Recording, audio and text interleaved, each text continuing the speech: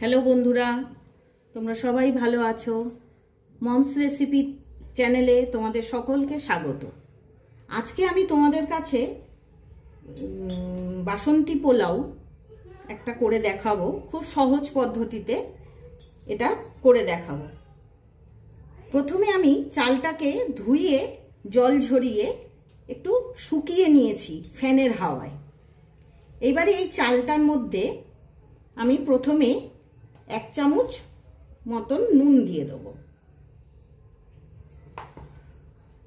আর হলুদ দিয়ে দেবো 1 চামচ।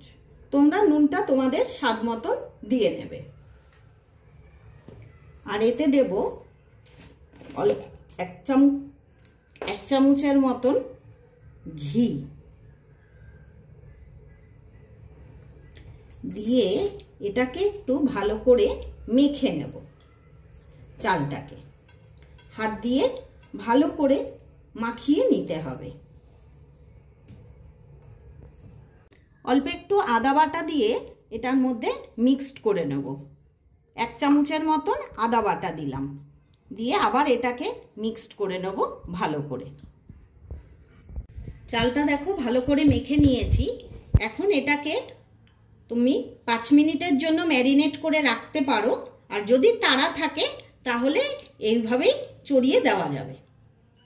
এবারে গ্যাসটা ধরিয়ে বসিয়ে দিলাম, যেটার মধ্যে আমি পোলাওটা রান্না করব। এবারে এটার মধ্যে আমি ঘি দিয়ে দেব, একটু পরিমাণ মতন ঘি দিয়ে দেব।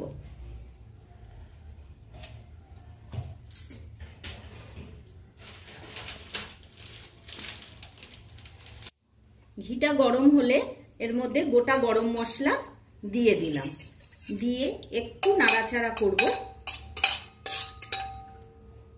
করে আগে থেকে আমি ভিজিয়ে জল ঝরিয়ে রেখেছি কাজু আর কিশমিশ, সেইটা দিয়ে দেব এই ঘিয়ের মধ্যে।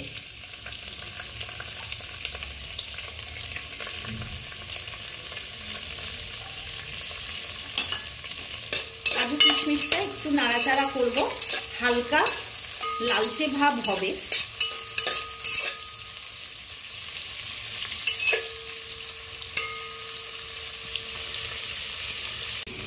দেখো কিশমিশটা একটু ফুলে ফুলে উঠেছে, হালকা ভাজা ভাজা মতন হয়ে গেছে। এইবারে আমি এর মধ্যে চালগুলো দিয়ে দেব।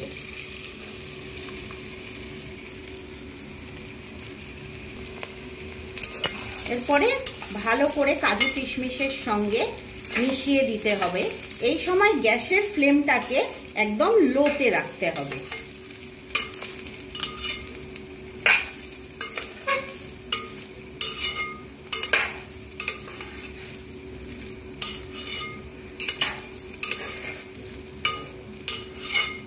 এটা ভালো করে মিশিয়ে দিলাম।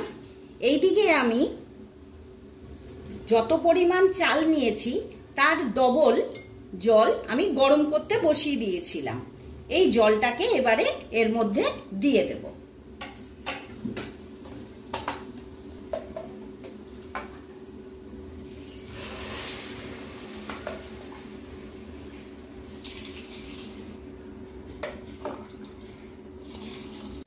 দেখো জলটা আমি দিয়ে দিয়েছি। পোলাওতে কিন্তু জলটাই আসল।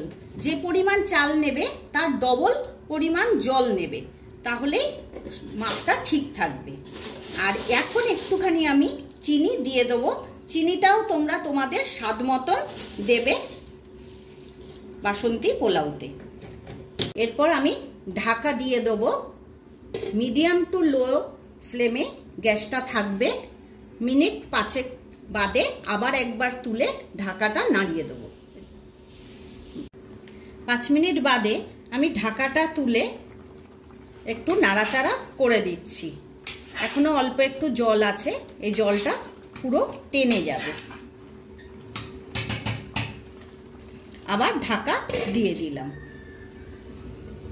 কিছুক্ষণ বাদে আমি আবার ঢাকাটা তুললাম। দেখো জলটা একদম টেনে গেছে। এবারে আবার একটুখানি নাড়াচাড়া করে দেবো নিচ থেকে, যাতে নিচে কামড়ে না ধরে।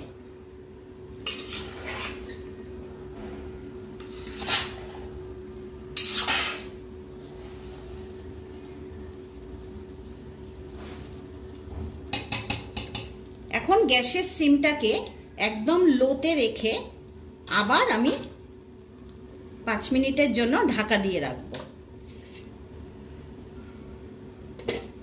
5 মিনিট বাদে আমি ঢাকাটা সরিয়ে দেবো, আবার একটুখানি নাড়াচাড়া করে দেব।